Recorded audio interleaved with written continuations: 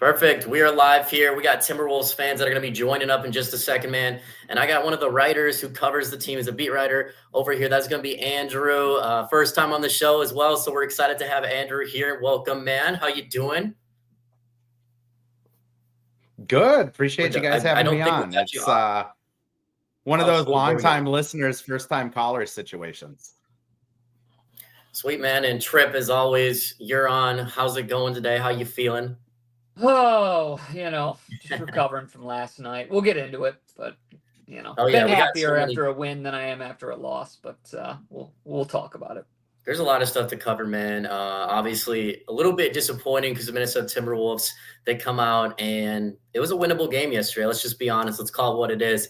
The Golden State Warriors had half their team was injured, it felt like. Even their, Draymond Green, who's always going off against the Minnesota Timberwolves, he's not playing.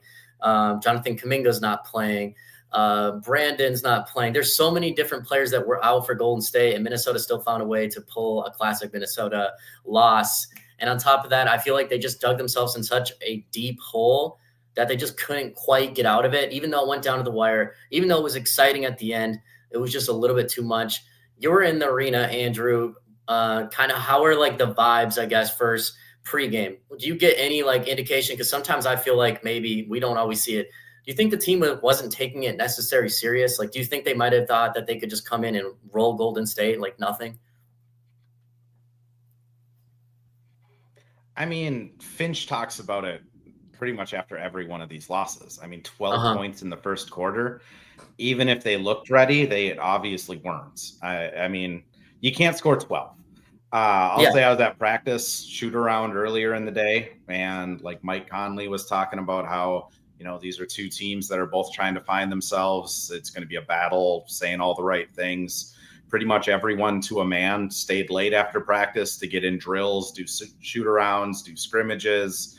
Like, it wasn't a matter of preparation. It's just, again, Finch after the game last night said it pretty perfectly. If they just show up to these games at times and they just expect it to be easy, I don't know why that is with this team. Yeah. They have veterans, they have superstars, they have ants, they have glue guys, and it's just turning into a trend where they show up in these games and they expect teams to just kind of roll over for them. And when they don't, they get themselves in such a big hole that they have to score, 35, 36, 37, the second, third, fourth quarter. It's a winnable game, but when you score 12 in the first quarter, it's just kind of over. Yeah, of course, man. And I totally agree with all those things. That there's just so many issues right now internally that are going on with the franchise that shouldn't be going on. On top of that, just so you know, you're just slightly delayed. For those watching, we're just having like slight technical issues. So that's okay. Andrew might just be a little delayed, but I'm behind. But yeah, man, you're obviously up close with the guys. Kind of what's the vibe then earlier in the season? They make the trade for Karl-Anthony Towns. It goes down. It's a big splash. It probably shocks you. It shocks the whole, organization. Was there a different vibe going back to then? Has it been something that's developed over the season, or has it just always been this way with those kind of that non-serious approach with some of the guys right now? I think when they first made the trade, it was a lot of shock. Gobert, Conley, Ants, everyone was just stunned. I mean, no one expected that trade to happen. The Dillingham Shannon picks kind of didn't mash with like a cat trade. So they started training camp and just kind of like in a shock, for lack of a better term. They get through training camp, the season starts, and Finch was pretty on point for the first like 25 games of like, I want to get my top 8 guys like as many minutes together as they can. Dante, Nikhil, Mike, Ant, Jaden, Naz, Rudy, Randall. And that was kind of their focus. I think some aspects of it they've gelled together, and others it's just kind of been one thing after another. They expected Mike to come in and kind of be Mike from last year. He ended up, his wrist injury from the Denver series ended up being a lot more serious than like anyone thought it would be. He Yeah. pretty much took the whole season off to rehab. You don't have your point guard now. Dante and Julius, I mean, they were as well expecting to be at New York Knicks media that Monday and found out they got traded 72 hours before. So they're kind of just thrown for a loop. Nikhil's finding out the day of that he's going to be a backup point guard. Like this team's never really been able to just get settled into roles. And now we're at a point in the season where like some things are starting to click, but there's still so much that just needs to happen. I mean, Rudy Gobert, he just isn't being used at all offensively because, you know, it's almost like the D'Lo thing where it's not fun to throw a pass to Rudy Gobert. It doesn't objectively seem fun to do, but those are the things that this team has to kind of get over for them to get to the next level. And that's something that they figured out with Cat. Cat was one of the best Rudy assist men on the team. In terms of like why they just start so slow, I think that's just a lot of, I think it's, and I hate to put a lot on Ants because he's a kid still and he is going to be a mega star in this league. But I do think a lot of it comes from Ants kind of, you know, first quarters, his defensive rating is about 20 points worse than the rest of the game. He doesn't seem as aggressive in first quarters. It kind of starts with your leader. And when your best player and leader is starting off games kind of, you know, average, it trickles down. Even if everyone is getting a paycheck and it's their job, if your manager's showing up late to work, everyone's going to show up late. Not saying Ant shows up late to work, by the way. Trev, what do you think? What can you add on to that, man? I mean, I just think it's the guys that are getting paid a lot of money that seem to be struggling. I mean, Julius, he puts up some decent box scores, but he holds on to the ball. I mean, he's a very talented player. A lot of the things that people in New York have mentioned and that have kind of been with him his whole career are really starting to ring their head in Minnesota. I like Julius Randle as a player. He's making a lot of money. He needs to step up. Jaden McDaniels makes a lot of money. He needs to step up. And they also paid Jaden in advance of restricted free agency. They did him a solid. People say, maybe he would have got a bigger offer. They didn't want to run the risk. I would have let him hit the market and see what happened. But he's making big boy money. He needs to step up his offense. This is unacceptable to me. I just continue to ask myself, and I hate to say it, and I know there's a lot of fans out there, but I don't know what Tim Conley is doing. You're fresh off a Western Conference Finals appearance. You just traded your second best player. I don't know what. Listen, if it's a 3 steps ahead move, I don't work in an NBA front office. I'm ignorant. I'm just a guy who happens to root for the Timberwolves. But I just can't help but wonder, like, what does this do? Yes, this somewhat flexibility. If Julius opts out, you could do this, and then you have a mid-level. Well, a mid-level doesn't bring this roster an NBA championship. So I don't understand what he's doing. Yeah. I mean, his track record's so good. I'm always in the camp of, was it really, does it come down to potentially, above Tim Conley, the pressure to make a move? Because we all know the NBA is a business, Andrew. We all know it's a business trip.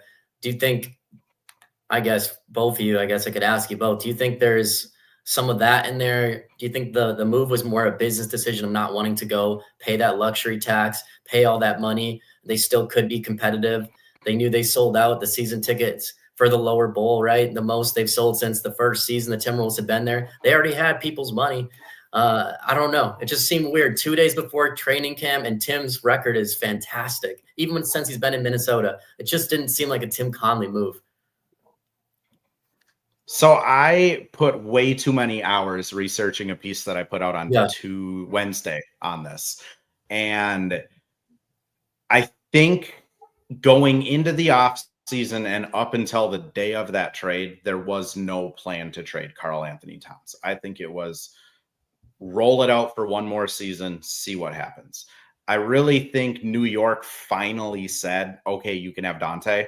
And then they just went for it. Like the logistics behind the trade, the second apron, I mean, luxury tax, I think this team was prepared to pay whatever amount of money Okay. possible to win. I mean, they have Bloomberg money behind them now. Like, there's money is not an issue for the Timberwolves. I think they looked at it, and the second apron taxes means that if you are trading at all, you can only send one player out. You can't aggregate any contracts. You can't combine. You can't. There's nothing. You can trade a player. You lose all of your trading options. You lose the ability to sign and trade. You lose all mid-level and partial mid-level exceptions, and you lose the ability to trade draft picks, anything 7 years out. Yeah. You also lose the ability to take any extra money back. So that sucks when you're building a team. The thing that makes it worse is if you're in the second apron 2 out of 4 years, every one of your first round draft picks 7 years out gets kicked to the end of the first round. So you're looking at that and you're like, okay, well, this year we're for sure in the luxury tax. If we're in it next year, any pick that comes to play, one, we can't trade because we're in the second apron. 2, it's going to be the end of the first round. So if Ant decides to book in 4 years, now we don't have good first round draft picks. So they kind of, I think, had to get out of it, or at least dip out of it for a season. Yeah. That being said, I mean, Naz Reid is opting out after this season. I'm not reporting it, but I mean, he deserves $25 million a year. Nikhil's contract's up. He deserves to get paid. This team, they're going to have to shoe out probably $20 million for each of them to keep them here. I think they just looked at everything, saw that Dante was being included, and just said, let's clear our books. Let's just go for it. Objectively, they're a worse team by doing that trade. Like, no one's kidding 100%. Themselves about it. It means that next year they will have a mid-level exemption. They can sign Naz Reid and they can sign Nickeil Alexander-Walker. And 2 years from now, they'll have $30 million to play with in free agency, which, you know, would it have been better to keep Towns and just soar through the second apron and try and get a ring in the next 2 or 3 years? Probably. I also don't know how high like management was on Towns. Like, for everything Towns is, and I think he is a excellent basketball player, he does have limitations. He does have like a certain personality that's hard for some people to mesh with. Yeah. I think a lot of things went into it. To me, going back to Tripp's point of just what is he doing, I think this offseason we're going to see like Boston, Denver, Clippers, Golden State all kind of make similar weird trades just to set themselves up for 2 or 3 years from now. I think Tim Connelly looked at it, saw Dante, said, let's just do it, get ahead of the curve, hopefully set us up for $30 million in cap room when other teams are now having to like panic trade players because they don't want to lose picks. Interesting. I guess I never thought about it through like that lens, but it kind of makes sense right now. And Tim is one of the most smart GMs out there. That's why we have him here in Minnesota. That's why we, even had a chance to go to the West Finals there. And there's another move that Tim Connelly made. And before we get into that, it's one of the guys you just talked about. I want to go into him first because he's becoming one of my favorite players, not just in this season, but all time playing for the Minnesota Timberwolves. And that is the Ravioli Ripper, Dante DiVincenzo, my man, coming out here. We love him. We're giving him the nickname from the Daily Wolves, the Ravioli Ripper. I absolutely love it. That man is electric. He's out there getting rebounds, he assists, and he's finally got that starting role. And Dante DiVincenzo, like you said, they wanted him in the trade. He's been amazing, Tripp. Obviously, in the beginning of the year, we talked about a Tripp on our podcast. He struggled, right? Coming off the bench, not playing that authentic role that we talked about, putting pressure on him to ball handle and be kind of a backup point guard. And now you're just giving him that chance to go off the ball, be the shooting guard, be his authentic 3-and-D type player. And Tripp, man, how excited are you about Dante? Because, if I checked last night, Dante DiVincenzo almost won the Timberwolves the game so handedly. He had 28 points and was incredible last night, electric against the Warriors, man. Tripp, what have you seen of Dante? Exactly what I expected when he came out of college, not to go crazy back with the Timberwolves. When they were a deadbeat franchise, I wanted Dante DiVincenzo to be a Timberwolf. I thought he was awesome. I love him. He's super athletic, sneaky athlete, great shooter. The shot plays. I mean, you could tell from college the motion. You don't have to change a thing with that shot. Great player. heart, work ethic, can defend. He's everything you need to build around, especially with the cap situation. He's on a contract he should never be on, but unfortunately, one good season does that for you. So I'm pumped. I mean, I'm very grateful to have him. I think you build around him and Ant and kind of get him to buy into that. And you sign him to an extension. I mean, not to get 10 steps ahead, but a couple years down the line, never let him test free agency, kind of like you did with Jaden. Different scenario, but I love him. Definitely, obviously, Ant is my everyone's favorite, but definitely a close second for me personally. I think he's awesome to watch. Seems like a great locker room guy, fun guy. Very excited. Just hoping that he's going to continue to grow here and buy in. It's a tough season. I to Andrew's point earlier, I think he probably came in thinking he would be a Knick this year, making an adjustment. Once you kind of settle in, you realize we're fresh off a Western Conference Finals. I'm sure he anticipated a much better than just above 500 record. So love him. Excited to have him for the long run with Ant, but certainly remaining cautiously optimistic in terms of what they can do to kind of center some things around them, because I think in reality, can't guarantee Nas is going to be back. I truly believe in 2 years we're talking about how we're building around, ideally Rob Dillingham, in a perfect world, knock on wood, Ant Edwards and Dante DiVincenzo. Anything you would add, Andrew? Because his defense, it's not just his offense, man. It's not just his shooting. It's everything. And the way I watched him in person yesterday play defense on guys, hustle, fight over screens. He does what Nickeil Alexander-Walker does on defense. And I think the two of them are just so dangerous. I think that's why Nickeil, they're going to look at re-signing him next year if they can do it, if they can make the money work. Yeah. Because then you have a guy who's in your starting lineup like Dante, potentially in the future, who can come in and be that perimeter defender. And then the second that you think you're getting a break, oh, nope, there's Nickeil Alexander-Walker that checks in the game, and you're going to get hounded again. What's so special about his game, Andrew, that you see, and anything in the locker room that we don't see about Dante? I mean, he's just a super good dude. Yeah, says good morning to everybody when he's walking around. Those are like the little things that I appreciate, because he doesn't need to say good morning when he sees me, but he does. So he's just a super nice human being, which I think translates onto the court.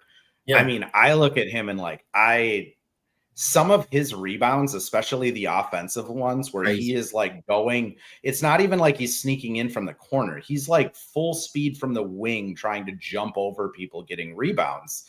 He has an endless motor. I mean, he played 40 minutes last night and was hitting big threes, playing defense. I mean, really well on Gary Payton at the end of the game. He's just everything is advertised, and even more, because when you're watching him with the Knicks, you're not watching every game up close. So you're not seeing these little things he does. I mean, to Tripp's point though, I think they are going to do anything they can to re-sign Nas. And my conspiracy theory, based off of no insider information, is we're going to be looking at a team that's Rob, Dante, Ant, Jaden, Nas as the starting five, in the next 2 years or so, where they're playing small ball 5 out, Ant's doing Lucas stuff, and it is just pace. I mean, then you have, Terrence Shannon, you have Nickeil on the bench. I mean, they're setting themselves up to go from this kind of plodding, slow team to the next iteration being honestly more what Chris Finch wants to coach. He's constantly talking about flow and ball movement, and his philosophy is really similar to the Golden State Warrior championship teams. He wants to move. I really think it pains him that they have to run a ton of half court sets. Yeah. Man, it's been hard to watch the offense. The other night, they struggled 12 points in the first quarter. Just absolutely insane to not only score that low, but it just felt, even those 12 points felt so hard to get.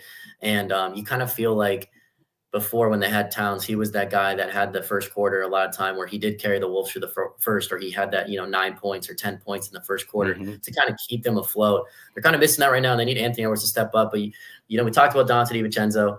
He's been amazing, but he's going to be out now with an injury. We don't know how many games exactly yet, but that's a pretty, good sprain in the toe there. And he got hurt. Think about this, playing too hard, basically. Like that's who he is. That's how awesome he is, Wolves fans. Is this guy went out and tried so hard. I mean, he fouled the guy in the 3-point shot, gave him 3 points, and then went back and hit a three to get back his 3 points to make up for it, and then played so hard he got hurt. Like he's really the real deal. I think you, Wolves fans, should just appreciate him because I know I do. And let's see the second guy that's coming up here. It's going to be Rob Dillingham, and he's going to have to step up. They recalled him from Iowa.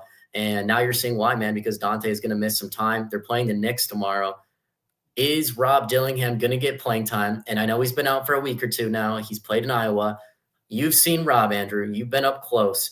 What do fans not see of Rob Dillingham? How is he kind of as a person? And then what are the things he's been working on where he might be ready to take on minutes right now that should get fans excited? I mean, super good kid. Like really just a good, hardworking kid. I post a lot of like after practice stuff on my Twitter because I'm still a fan of the team. That's what I like watching is like people doing like drills. And he is, after every practice, working with Pablo Prigioni on like Kyrie scoop shots. He's working with Mike Conley on like how to draw fouls better. Like he literally is attached to like two guys that played professional basketball for 40 something combined years between Mike and Pablo. I mean, he's learning from the best kind of system he can. Yeah. I did anger the Dilling Hive earlier today because Rob was pretty tough in Iowa. Like I get, Iowa doesn't say anything. He did have that ankle injury, but it wasn't like he wasn't practicing or like on ice with the ankle. Like he was still moving around and like doing stuff. And I mean, he had 12 assists and 12 turnovers. He shot 30%. I think he went 1 for 12 from 3. I mean, watching the games, he has a lot of instances where he drives in and he's just moving so fast that it's like the ball can't stop. He's driving at such speed that he can't like corral it to make a pass. So he ends up doing these weird kind of like hook passes or tap passes that just get turned over, which he's 19. I mean, even though he played at Kentucky, going from Kentucky to the NBA, even the G League is such a high step. As for him getting playing time, like I'm torn. I really hope he does. I mean, I hope he gets 25 minutes in New York, another 25 against Cleveland, and this is the beginning of Dillingham like really getting run. I think it's really going to be up to him. If he comes in, for that middle of the second quarter stint and he's pushing the pace, he's making good reads, he's fighting through screens on defense, and he looks good, Finch is going to roll with him. Like Finch really likes the kid. If he comes in and there's been a couple games this year where, you can just kind of see the whites of his eyes of like how kind of shell shocked it is. And those are the games where he gets 3 minutes and then Finch kind of pulls him and just says like, hey, it's not your night tonight. Again, I really hope he gets a good run. I mean, he deserves it. He works his tail off. Let's see what he can do. But it's really going to be on him. If he comes out and has good stretches, they're going to roll with him. I wonder if Nickeil gets any, like obviously a bump in playing time because of the situation, or if you're seeing maybe Josh take a lot of the minutes as well from Rob. Trip, do you think Rob's going to get immediate playing time tomorrow, or do you think kind of we might not see him? It's going to be, just Nickeil and Josh kind of getting more time. I think it's when, not if. I just don't think Finch trusts him yet, which he's 19 to Andrew's point. It's actually a very great point, easy to lose sight of. I mean, most of us don't start working, a career till we're 22, whatever, and still deer in the headlights at that point. So, I would hope, to Andrew's point, I think it's a good idea to get him out there trial by fire. But again, I'm not, Pablo Prigioni. I'm not Chris Finch. These guys dedicate their lives to studying, watching film, meeting with these guys, having breakfast, lunch with them, dinner, whatever, talking on the plane rides at the hotel, yada, yada. I certainly am not doing that. But from a fan perspective, I'd love to see it. I just don't think it'll happen. And with Josh, to kind of segue that with Josh Minot, I would like to see what Terrence Shannon could do with the ball, because I think he's proven to himself in the G League that he can do it. And again, this is me, Homer, speaking. I went to Texas Tech, so I got to see Terrence Shannon play a lot. Before many people don't know he transferred to Illinois, but he was actually very good at Texas Tech on a loaded basketball team off a Final Four national championship appearance in Minneapolis. So I think he's the real deal. He was a senior. He's ready to go. That's a guy that I think just has a lot more upside offensively and, quite frankly, defensively. He was coached at Texas Tech by Chris Beard, who's a staunch, very intense defensive-minded coach. Instilled it in all his guys. You weren't allowed on the court at Texas Tech if you weren't playing defense. They didn't have a ton of offensive skill guys. Jarrett Culver, you might remember. But I would like to see Terrence Shannon get some run. Man, I wish, I hope Terrence will get some run, but I don't think he's going to. But I think he deserves it. He had a 47-point outing with the G League. Like you said, Tripp, fantastic slasher, a guy who, led the NCAA and going to like the free throw line when he was there, would have won probably player of the year if he didn't have the legal issues going on. So, and he probably would have been a lottery pick. He wouldn't even been available for the Wolves if that didn't happen. So I think, yeah, he's going to be a good player in the future. We got some questions here as well, Andrew, before we kind of wrap things up here that I asked on our social media page what, people would want to ask. So I'm just going to give you a couple questions here. All right, this one's a good one from @Eric Langsev. He says, what's the funniest story that you have from covering the Wolves? Just something that you remember that can come to your head. Careful.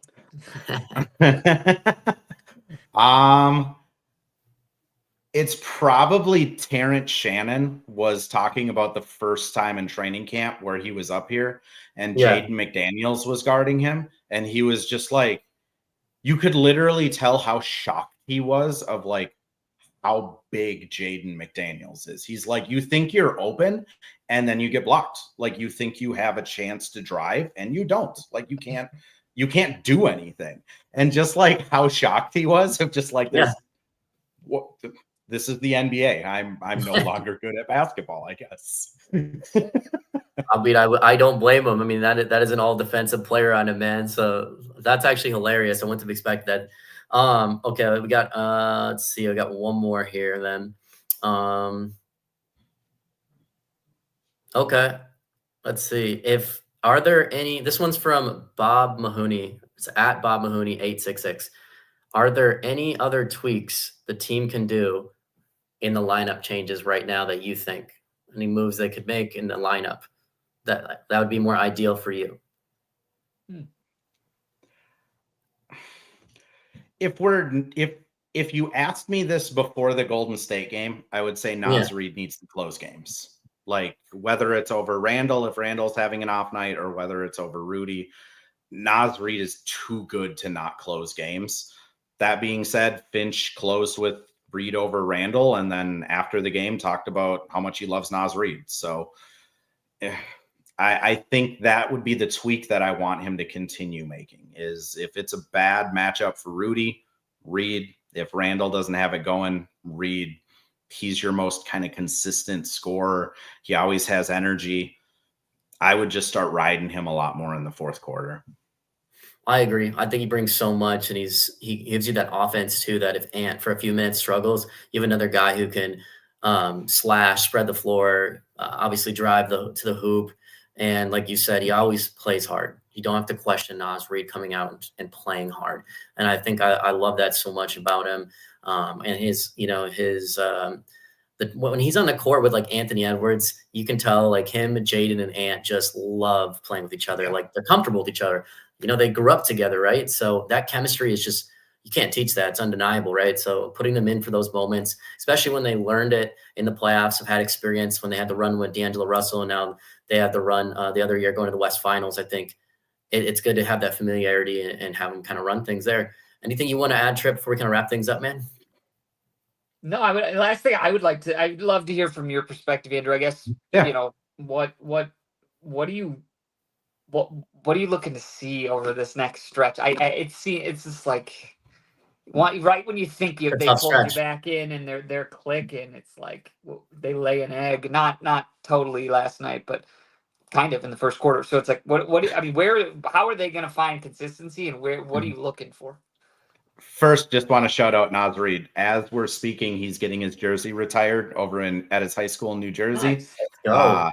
I didn't realize this until yesterday. He wore number 5 in high school, and Malik Beasley told him he couldn't have it. So that's why he's 11. Yeah. Then Kyle Anderson had it. I saw that. And then Anthony Edwards had it. So, yep. Malik also told Anthony Edwards no. So, Malik awesome. Beasley.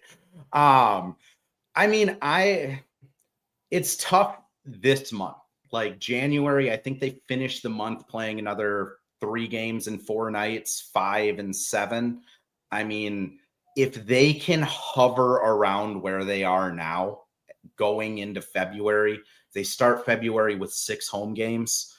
I mean, they just got to hold on through January, stay in that 4 to 8 range, keep being competitive. Yep. They're going to have to beat some good teams to stay in that range. And then truly what I'm looking for is February, when they have that home stretch at the beginning of the month, they need to just rattle off wins. I mean, that's where they can show that all of this road grit, home, road aways, back-to-backs, they kind of persevered through all of it. I think the other thing that doesn't get like shed a lot on is when they're on these road trips or they have like home away, like they played here yesterday, they play in New York Friday, they don't practice on travel days. So like when they're having these stretches, they really haven't had like a full team practice in probably like 2 weeks. And it just sucks. So as long as they can kind of maintain where they're at, get out of January, and then come into February just blowing teams out at home, I think they'll be in a good place. That being said, they got to figure out kind of the effort level stuff where, you know, the head coach comes out after every game and just says, like, I don't know why.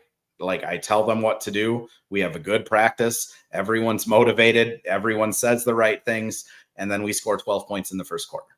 Like, yeah, what do you do? Like, I interact with the Twitter followers, and like, I kind of agree. Finch could call more timeouts, but like, is that really going to solve a 12-point first quarter?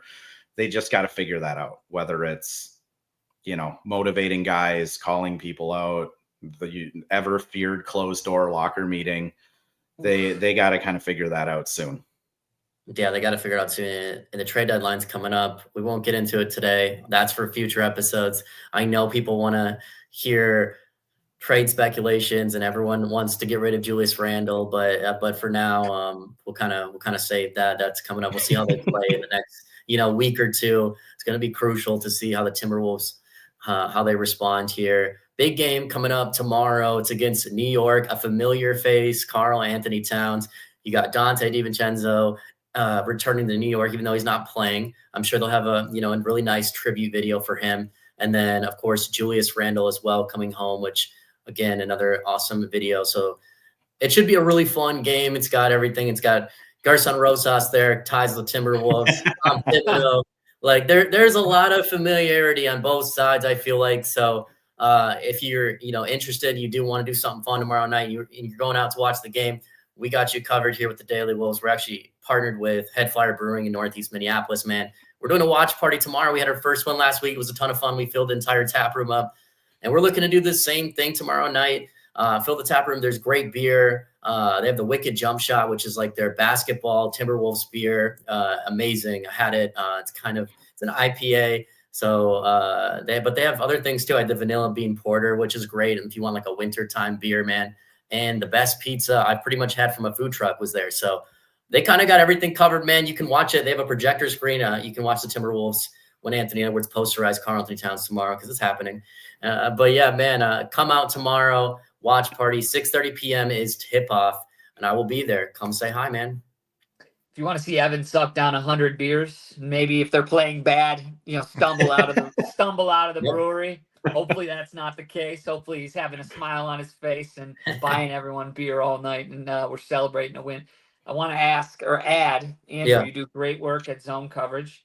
Appreciate Where it. can people follow you on social, and what are you working on? My social's pretty easy. It's ADukeMN, ADUKEMN across everything. TikTok, Blue Sky, Blue Sky, Twitter, Instagram. Primarily, I post all of my Wolves stuff on Twitter and TikTok, though. Yeah. Zone coverage, I have pieces coming out every Wednesday, Saturday. I always pay attention to that. You know, I try to do more nerdy, in-depth, like film analysis stuff. And currently, I'm actually doing a Naz Reid piece because of that jersey retirement ceremony. Next week, I kind of plan to dig into more of the ISO issues that Randall's been having and kind of lay that out early next week. But that can always change. If he goes out and scores like 60 in New York, then I'm probably not going to nitpick his ISO. Man. Well, we'll look forward to that piece. You have to post it up. We'll repost it and everything like that. But man, definitely go give him a follow because Andrew's been covering the team this year, and I feel like a lot of people, they haven't seen your work yet, which is crazy. They definitely need to check it out. And it's been great having you on, Trip. Andrew, it's been great having you on. We'll see you guys next time. And as always, go Wolves. Go Wolves.